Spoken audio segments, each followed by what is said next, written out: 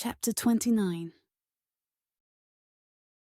The interrogation room reeked of stale coffee and desperation. Isabella sat rigidly in the metal chair, her wrists raw from the handcuffs that had been unnecessarily tight for the past 6 hours. The clock on the wall read 3:17 a.m.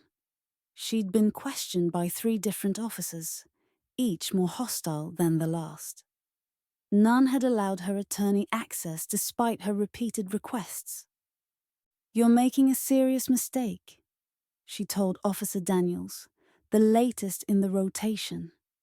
His eyes held the vacant look of someone following orders without questioning them. "Denying counsel to a former DA. That's going to make headlines." Daniels leaned against the wall, arms crossed. "You lost your rights when you started helping monsters, Santos." His word choice confirmed what she'd suspected. Whoever was running this operation knew exactly who Mikhail was. The corruption went deeper than she'd imagined. "I'd like that statement on record," Isabella said calmly. "Along with the fact that I've been denied counsel for..." She glanced pointedly at the clock. 6 hours and 23 minutes. A knock interrupted them. Daniels opened the door to reveal a square-jawed man in an expensive suit. The gold shield clipped to his belt identified him as Captain Reynolds, a name Isabella recognized from the files Damon had compiled on officers with unexplained financial windfalls from Victor Aldrich's investments. "You're relieved, Daniels," Reynolds said, his voice carrying the artificial polish of someone who'd practiced sounding authoritative. As Daniels left, Reynolds closed the door and circled the table, studying Isabella with cold calculation. "Former DA Santos, your fall from grace is truly spectacular." Isabella maintained her composure, though her heart rate accelerated. Reynolds represented a different level of threat. Not just a follower, but an architect of corruption. "Captain Reynolds, interesting that you're handling a simple obstruction case personally at 3 in the morning." Her voice remained steady, professional. "Almost as interesting as your recent purchase of lakefront property on a captain's salary." A flicker of surprise crossed Reynolds' face before his expression hardened. "Careful, counselor. Your situation is precarious enough." "Is it?" Isabella leaned forward slightly. "Because from where I'm sitting, I see numerous procedural violations, denial of counsel, and a captain with financial ties to a serial murderer. The press would find that fascinating." Reynolds smiled, the expression never reaching his eyes. "There won't be any press, Mrs. Santos. You're being transferred to a more secure facility in about 20 minutes. Unfortunately, transport accidents sometimes happen." The threat hung in the air between them, naked and undisguised. Isabella's mouth went dry, but she kept her expression neutral. Reynolds was confirming her worst fears. They had no intention of letting her speak to anyone, especially not a judge. "That would be difficult to explain," she countered, mind racing. "A former DA dying in custody would trigger an automatic federal investigation." "Traffic accidents happen all the time, especially late at night," Reynolds said, checking his watch. "The transfer team is prepping now.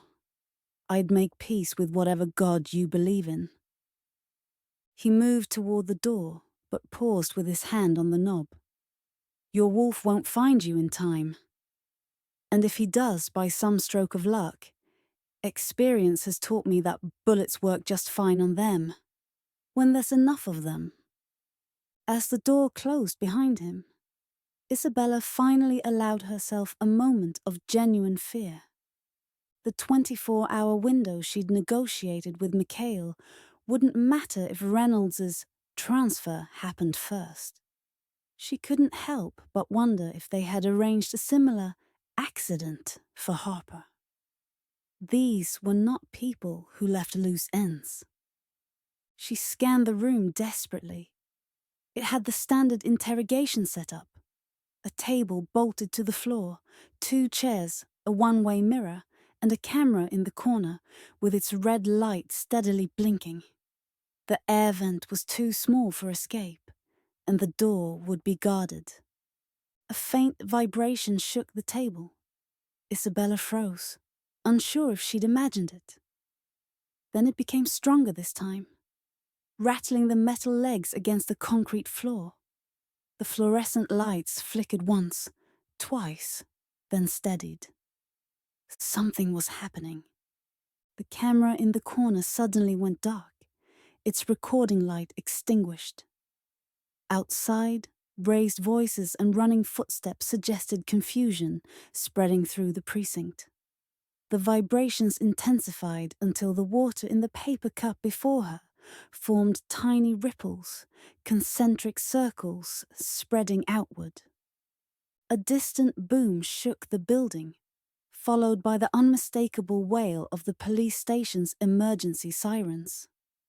The power cut completely, plunging the room into darkness for 3 heartbeats before emergency lighting bathed everything in dim red.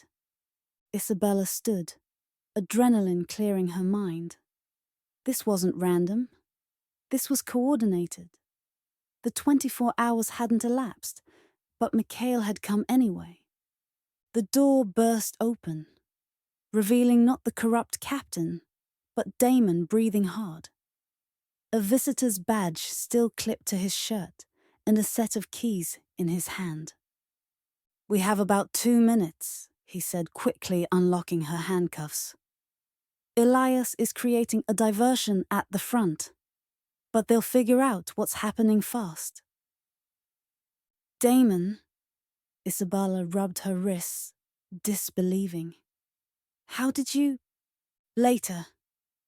We need to get you out of here." He quickly led her out of the room, not toward the main corridor, but to a service door partially hidden behind a filing cabinet. Maintenance tunnels connect to the parking garage. The pack has blueprints. They slipped into a narrow concrete passage lit only by emergency lights spaced too far apart, creating pools of red illumination separated by stretches of near darkness. The air was stale and damp, carrying the scent of mildew and neglected infrastructure. "Reynolds was planning to have me killed during transfer," Isabella said as they moved quickly through the dimness. "They know about Mikhail, about what he is."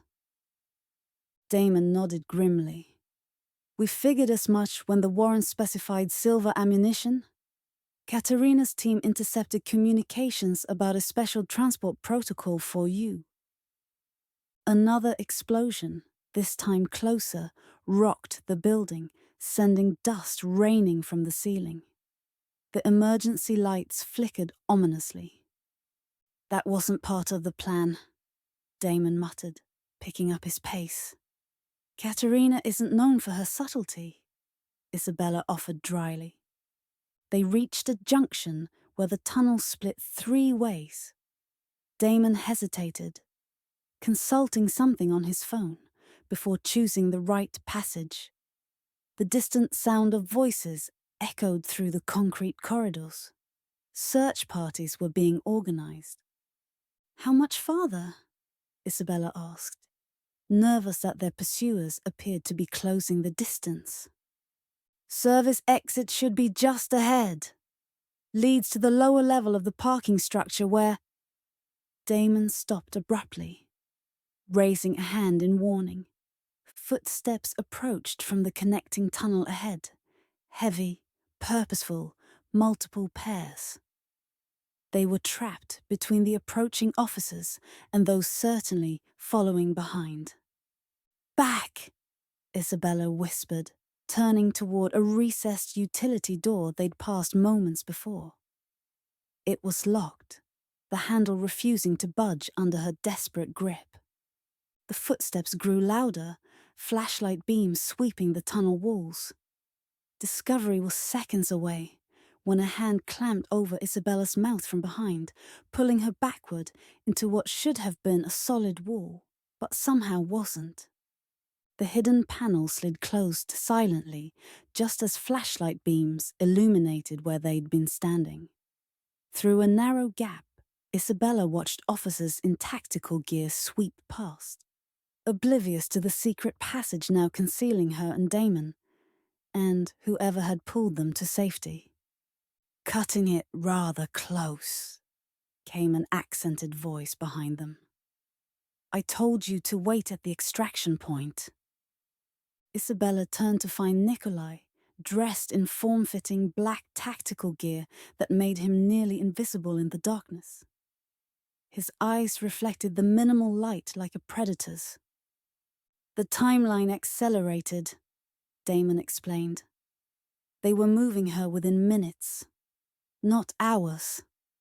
Nikolai's nostrils flared slightly as he scented the air. "You're injured," he said to Isabella, eyes narrowing as he detected the scent of blood. "Just the handcuffs," Isabella replied, displaying her raw wrists. "Nothing serious." A frown flickered across Nikolai's usually impassive face. He muttered something under his breath in Russian. "The Alpha is not going to be pleased that you're hurt. This way. He is securing our exit route." The passage they followed was ancient, far older than the police station above them, with stone walls that suggested it predated modern Atlanta. Isabella realized they were moving through part of the tunnel network Mikhail had mentioned, paths known only to the supernatural community that honeycombed beneath the city. "How did you locate me?" Isabella asked as they navigated the narrow corridor. "I thought we agreed on 24 hours. "The Alpha detected your distress," Nikolai said matter-of-factly, as if this explained everything. At Isabella's confused expression, he elaborated. "The blood bond from when you healed him after the warehouse. It's uncommon between our kind and humans, but not unprecedented." Before Isabella could process this revelation, the passageway widened into a small chamber where several tunnels converged. Water dripped somewhere in the darkness, the sound echoing off stone walls worn smooth by time. A shadow detached itself from the deeper darkness, moving with fluid grace that identified him before Isabella's eyes could confirm. Mikhail's presence filled the small space, and his controlled power was palpable, even to human senses. "Isabella." Her name in his voice carried relief, concern, and something possessive that sent a shiver down her spine despite their circumstances. In the dim light, his eyes gleamed with that otherworldly luminescence she'd recognized as his wolf close to the surface. "You were right. They were going to kill her," Damon reported tersely. "Some kind of staged accident during transport. Reynolds was personally overseeing it." Mikhail's expression hardened, a cold fury settling over his features, reminding Isabella forcefully of his predatory nature. "Reynolds will be addressed." The promise in those 4 words made her shiver again, for entirely different reasons. A distant commotion echoed through the tunnels, shouting and the metallic sounds of equipment being moved. The search was expanding. "They're deploying K9 units," Nikolai warned, his enhanced hearing picking up details the humans couldn't detect. "We need to move now." Mikhail nodded once, decisively. "Nina has the vehicles waiting at the western exit. From there, we split up. Damon with Harper to the safe house, Nikolai to coordinate the pack's security, and Isabella with me." At the mention of security, Katerina immediately came to mind. "How is Katerina?" Isabella asked. "Alive. She took several rounds intended for me," Mikhail said grimly. "You can check on her once we reach the sanctuary." "It's still secure?" Isabella released a breath she didn't know she'd been holding. "For now," Mikhail confirmed. Isabella began calculating the legal ramifications and the evidence they'd need to dismantle the corrupt network without exposing the supernatural world. Her strategic instincts remained sharp even in crisis, and she wore clothing rumpled from hours of interrogation. If anything, her anger at them planning her death helped clarify the situation. "We need Reynolds alive," she said firmly. "He's the key to the entire network.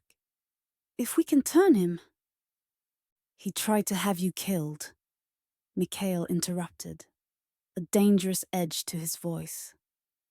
"Pack justice would demand—" "Human justice will serve us better," Isabella countered, meeting his gaze without flinching. "If he disappears, another will take his place. But the entire network collapses if he faces federal charges for corruption and conspiracy, testifying against his co-conspirators for leniency." A tense moment passed between them. The alpha accustomed to absolute authority, and the human prosecutor who refused to be intimidated by it. The others watched silently, witnessing a negotiation that would define the pack's approach moving forward. Finally, Mikhail inclined his head slightly. "Your way, then. For now." The concession, small as it was, represented something significant. Acknowledgement of her strategy, expertise, and place as his equal despite their different natures. At that moment, Isabella knew their rooftop declarations were more than words. They would forge something new together. The moment was broken by Nikolai's warning hiss. Movement in the north tunnel. Multiple heartbeats. "Go," Mikhail ordered, his command directed at Damon and Nikolai. "We'll take the lower passage and meet at the extraction point." As they separated, Isabella found herself pulled close against Mikhail's side, his arm around her waist, both protective and possessive.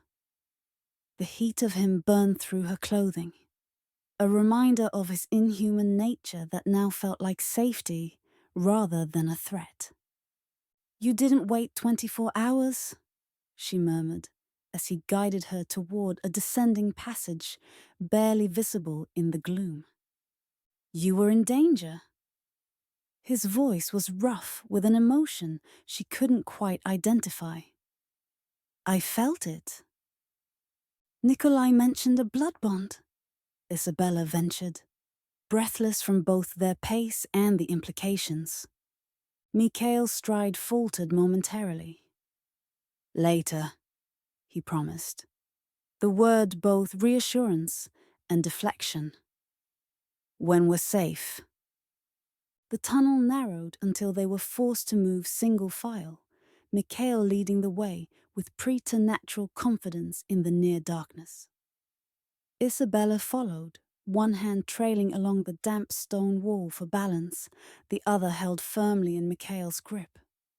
Behind them, the sounds of pursuit grew louder, barking dogs, radio communications, and the distinctive metallic sounds of weapons being readied. The human authorities were getting closer and more organized in their search. "They're using the dogs to track us," Isabella realized aloud. "But how are they following our scent through these old tunnels?" "They have something of yours," Mikhail replied grimly. "Something with your scent concentrated enough for tracking."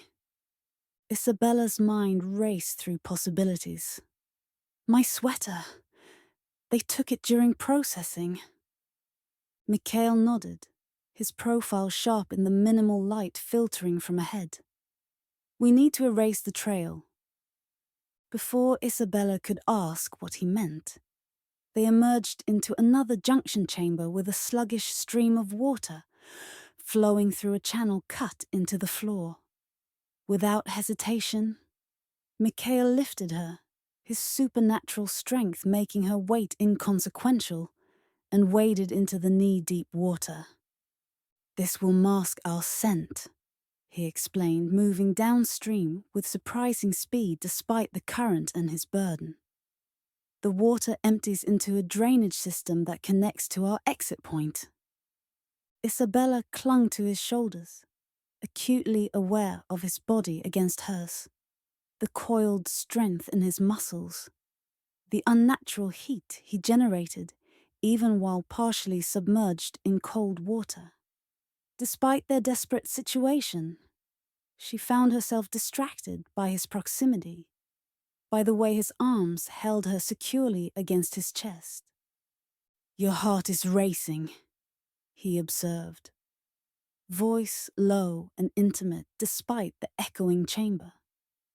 "We're being hunted by corrupt police with tracking dogs," she pointed out, trying to sound practical rather than affected by his closeness. Elevated heart rate seems appropriate. A ghost of a smile touched his lips. "It accelerated when I picked you up, not when you heard the dogs." Isabella would have formulated a suitably cutting response, but the sound of splashing behind them captured their attention. Flashlight beams bounced off the stone walls of the tunnel they'd just exited, voices echoing as officers coordinated their approach. "Hold your breath," Mikhail instructed, his voice suddenly urgent.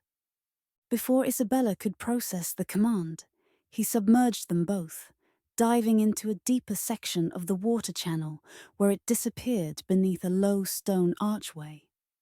The shock of cold water closing over her head stole what little breath she'd managed to take. But Mikhail's momentum carried them swiftly through the underwater passage. They emerged in a larger drainage chamber, Isabella gasping for air as Mikhail lifted her onto a narrow maintenance walkway bordering the flowing water. Her clothes clung to her skin, and her hair was plastered to her face. But there was no time to recover. "They'll realize we went underwater," Mikhail said, helping her to her feet. "We have minutes at most." The drainage tunnel stretched ahead, dimly lit by ancient emergency lights that created more shadows than illumination. Isabella pushed wet hair from her eyes, forcing her body to move despite exhaustion and cold. "How much farther?" she asked, voice steady despite her chattering teeth. "The exit point is just ahead," Mikhail assured her, shrugging out of his soaked jacket and draping it over her shoulders. Even wet, it carried his warmth and scent, immediately easing her shivering. "Nina will have transportation waiting." They moved quickly along the narrow walkway, the sound of rushing water masking their footsteps. Behind them, distant shouts suggested their pursuers had discovered the underwater passage. The tunnel ended at a rusted metal ladder leading up to a heavy circular hatch. Mikhail climbed first, pushing against the cover with a strength that made the seemingly immovable metal groan open. Fresh and cool night air rushed in, carrying the city's scents above. "Clear," he said softly, extending a hand to help Isabella up the final rungs. They emerged in what appeared to be an abandoned construction site, surrounded by concrete pillars and stacks of building materials long forgotten. The skeleton of an unfinished structure loomed above them, steel beams silhouetted against the night sky. Beyond that, the lights of downtown Atlanta glittered, deceptively peaceful. A sleek black SUV with tinted windows idled nearby, its engine a quiet purr in the stillness. A figure leaned against the driver's side. Nina, one of Katerina's security staff. She was dainty compared to most of the pack, but her expression was all business. "Perimeter is secure, Alpha," Nina reported as they approached. "But police chatter suggests roadblocks on major exits from the district." Mikhail nodded, opening the rear door for Isabella. "Take the underground route to the Eastern Sanctuary. Avoid main roads." As Isabella slid into the vehicle's warm interior, relief washed over her. The leather seats, the quiet hum of the engine, the sense of momentary safety, all combined to make the adrenaline that had sustained her begin to ebb, leaving exhaustion in its wake. Mikhail joined her in the back seat, his presence filling the confined space. Despite being as wet and disheveled as she was, he somehow maintained that aura of controlled power that defined him. Water droplets clung to his eyelashes, catching the dim light from the dashboard. As Nina pulled away from the construction site, navigating through what appeared to be service roads rather than main streets, Isabella felt the events of the past hours catching up with her. The interrogation, the threats, the desperate escape. All of it crashed over her in a wave of delayed reaction. "You came for me," she said softly, the words both a statement and a question. "You risked exposure, risked the pack." Mikhail's hand found hers in the darkness, his fingers interlacing hers. The contact was warm, grounding, and unexpectedly tender given the circumstances. "You are packed now," he said simply, as if this explained everything. Perhaps to him it did. The implications settled over Isabella like a mantle. Both responsibility and protection, belonging and obligation. She had chosen this world, with its different rules and ancient codes, its dangers and its fierce loyalties. She hadn't fully understood until this moment how completely that world had chosen her in return. "What happens now?" she asked, practical concerns reasserting themselves as the SUV turned onto a ramp that appeared to lead underground. "Now we disappear," Mikhail replied, his thumb tracing circles on the back of her hand,